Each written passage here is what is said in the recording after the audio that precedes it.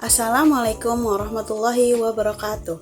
Perkenalkan, nama saya Nurulaili dengan NIM 2307025004, mahasiswa program studi perbankan syariah, Fakultas Agama Islam, Universitas Muhammadiyah Profesor Dr. Hamka. Pada kesempatan kali ini, saya akan membuat video untuk memenuhi tugas akhir mata kuliah Manajemen Resiko dengan dosen pengampu Bapak Agung Haryanto, ME. Pada video kali ini, saya akan menjelaskan materi mengenai resiko pasar pada bank syariah. Materi ini sangat penting karena setiap bank, termasuk bank syariah, pasti menghadapi perubahan kondisi pasar yang dapat memengaruhi nilai aset maupun kewajibannya. Oleh karena itu, bank harus mampu mengidentifikasi, mengukur, dan mengelola resiko tersebut agar tetap sehat dan stabil. Pada video ini, saya akan membahas pengertian resiko pasar, komponen resiko pasar, jenis-jenis resiko pasar, cara identifikasi dan pengelolaannya, hingga bagaimana resiko pasar dihitung dalam perbankan syariah di Indonesia. Pertama, kita bahas mengenai pengertian resiko pasar. Menurut Peraturan Bank Indonesia Nomor 13 Tahun 2011 tentang Manajemen Resiko Bank Syariah, resiko pasar adalah resiko pada posisi neraca maupun rekening administratif yang timbul akibat perubahan harga pasar. Perubahan tersebut dapat menyebabkan nilai aset yang dimiliki bank berubah sehingga berpotensi menimbulkan kerugian. Definisi lainnya menurut Basel II menjelaskan bahwa risiko pasar merupakan risiko kerugian pada posisi di dalam maupun di luar neraca yang disebabkan oleh perubahan harga pasar. Sementara menurut Islamic Financial Service Board atau IFSB, risiko pasar adalah risiko kerugian pada laporan posisi keuangan yang timbul akibat pergerakan harga pasar. Walaupun redaksinya berbeda, ketiga definisi tersebut memiliki inti yang sama, yaitu adanya kemungkinan kerugian akibat perubahan harga yang terjadi di pasar.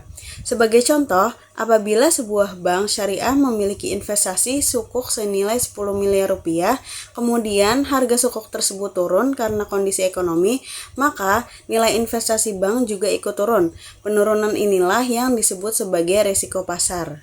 Risiko pasar terdiri dari dua komponen utama. Yang pertama adalah posisi neraca dan rekening administratif atau yang sering disebut on balance sheet dan off balance sheet.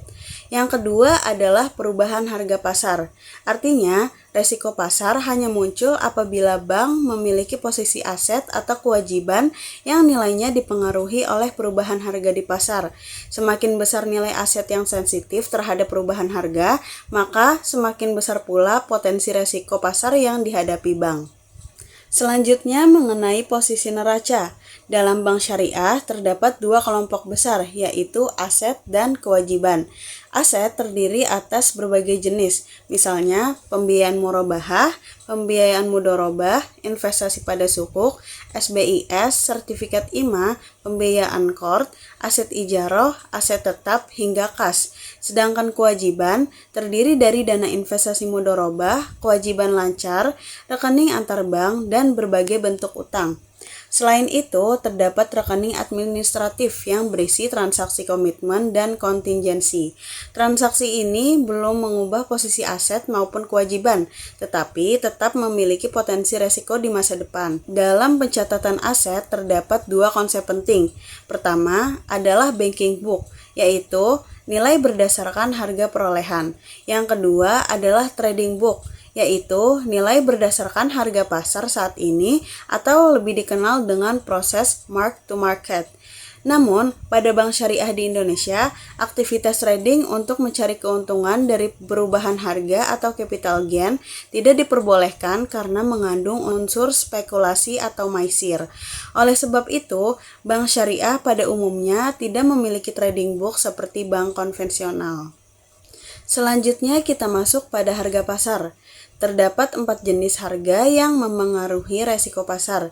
Yang pertama adalah harga saham, yang kedua adalah surat berharga berpendapatan tetap seperti sukuk dan obligasi, yang ketiga adalah nilai tukar valuta asing, dan yang keempat adalah harga komoditas seperti emas, perak maupun hasil pertanian.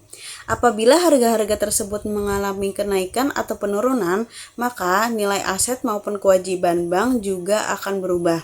Misalnya, ketika nilai tukar dolar terhadap rupiah naik, maka aset bank yang berbentuk dolar akan meningkat nilainya jika dikonversi ke rupiah. Sebaliknya, kewajiban dalam dolar juga ikut meningkat. Resiko pasar dibagi menjadi dua. Yang pertama adalah resiko pasar spesifik. Resiko ini hanya berkaitan dengan instrumen tertentu atau penerbit tertentu. Contohnya adalah harga sukuk yang diterbitkan oleh suatu perusahaan mengalami penurunan karena kinerja perusahaan tersebut memburuk. Berarti penyebabnya berasal dari kondisi internal penerbit. Sedangkan yang kedua adalah resiko pasar umum. Resiko ini dipengaruhi faktor-faktor ekonomi secara luas, misalnya inflasi, perubahan suku bunga, nilai tukar, regulasi pemerintah, kondisi politik, hingga bencana alam. Sebagai contoh, ketika bank sentral menaikkan suku bunga acuan, harga obligasi dan sukuk di pasar biasanya akan mengalami penurunan. Meskipun bank syariah tidak menggunakan bunga sebagai dasar transaksi, perubahan kondisi ekonomi tersebut tetap memengaruhi harga instrumen investasi yang dimiliki bank. Bank syariah harus mampu mengidentifikasi resiko pasar sejak awal. Identifikasi dilakukan melalui dua pendekatan. Yang pertama adalah melihat posisi keseluruhan atau total exposure. Dalam pendekatan ini dikenal istilah posisi bersih atau net position. Jika jumlah aset sama dengan kewajiban disebut square position. Jika aset lebih besar disebut long position. Sedangkan apabila kewajiban lebih besar disebut short position. Pendekatan kedua dilakukan berdasarkan jenis rekening atau produk. Contohnya, pada pembiayaan murabahah. Apabila bank harus menyimpan barang terlalu lama sebelum terjual, lalu harga barang tersebut turun, maka bank mengalami resiko pasar. Pada akad salam, apabila harga barang saat penyerahan lebih rendah dibandingkan harga kontrak, maka bank mengalami kerugian. Sedangkan pada akad ijaroh, apabila nilai aset sewa turun drastis hingga penyewa tidak ingin melanjutkan kontrak, bank juga mengalami resiko pasar. Setelah resiko berhasil diidentifikasi, langkah berikutnya adalah melakukan pengelolaan. Ada beberapa cara. Yang pertama adalah mark to market, yaitu penyesuaian nilai aset berdasarkan harga pasar. Namun, metode ini hanya digunakan pada trading book. Yang kedua adalah melakukan penyesuaian pendapatan dan beban. Yang ketiga adalah menetapkan batas posisi atau position limit sehingga bank tidak mengambil posisi yang terlalu besar. Yang keempat adalah menetapkan batas maksimum kerugian. Yang kelima adalah membentuk cadangan kerugian. Dan yang terakhir adalah membatasi eksposur terhadap pasar-pasar baru yang masih memiliki tingkat ketidakpastian tinggi. Tujuan utama dari seluruh langkah tersebut adalah agar kerugian akibat perubahan harga pasar dapat diminimalkan. Di Indonesia, pengukuran risiko pasar pada bank syariah diatur oleh Peraturan Bank Indonesia. Risiko pasar yang wajib dihitung adalah risiko nilai tukar atau foreign exchange risk. Risiko ini muncul apabila bank memiliki aset dan kewajiban dalam mata uang asing yang jumlahnya tidak seimbang. Untuk mengukurnya digunakan konsep posisi devisa neto atau disingkat PDN. PDN dihitung dari selisih antara total aset valuta asing dengan total kewajiban valuta asing, termasuk rekening administratif. Jika hasilnya positif, berarti long position. Jika negatif, berarti short position. Pada contoh ini, aset bank sebesar $1.100 Amerika, sedangkan kewajiban sebesar $950. Maka PDN sebesar $150. Dengan kurs 10.000 per dolar, PDN menjadi Rp1.500. Selanjutnya, aktiva tertimbang menurut resiko atau ATMR resiko pasar dihitung sebesar 8% dari PDN sehingga hasilnya menjadi Rp120. Selanjutnya kita lihat dampaknya terhadap capital adequacy ratio atau CAR. Pada contoh ini, sebelum memperhitungkan risiko pasar, KAR bank sebesar 9,94%. Namun, setelah ATMR risiko pasar dimasukkan ke dalam perhitungan, KAR turun menjadi 9,80%. Artinya, adanya risiko pasar menyebabkan beban modal bank bertambah sehingga rasio kecukupan modal menjadi lebih kecil. Walaupun penurunannya hanya sekitar 0,14%, hal ini menunjukkan bahwa pengelolaan risiko pasar tetap sangat penting agar kesehatan bank tetap terjaga. Sebagai kesimpulan, resiko pasar merupakan resiko kerugian yang timbul akibat perubahan harga pasar terhadap aset maupun kewajiban bank.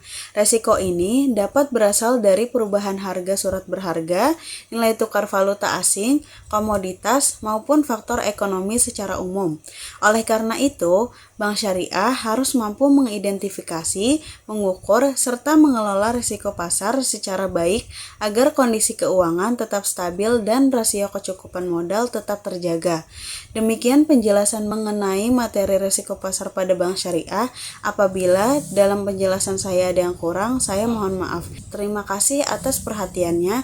Billahi fisabilil haq, fastabiqul khairat. Wassalamualaikum warahmatullahi wabarakatuh.